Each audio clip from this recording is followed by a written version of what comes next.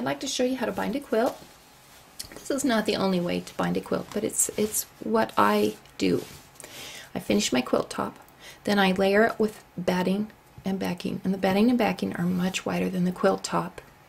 Then I machine quilt this quilt.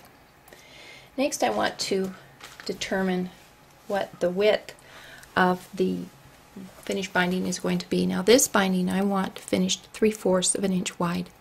So to get the width I should cut, I'm going to times 3/4 by 2, add 2 seam allowances. So that's 1.5 inches plus 1/4 and 1/4. That's 2 inches. Then I'm going to add an extra 1/4 inch just for safe measure. I'm going to cut this 2 1/4 inch wide for a 3/4 inch finished binding. Then I'm going to lay that binding right along the edge of the quilt, and I'm going to sew an exact 1/4 inch seam. Once that's done,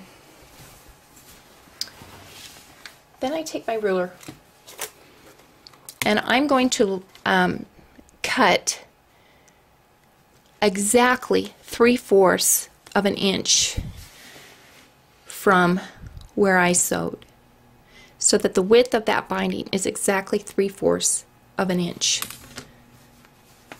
When it comes up and over, that 3/4 is going to be exactly, I'm cutting it exact. And once I get one side, then I'm going to take more binding. I'm going to do the same thing with this open, come along the edge, sew another piece of binding all the way across, and I'll show you what that looks like.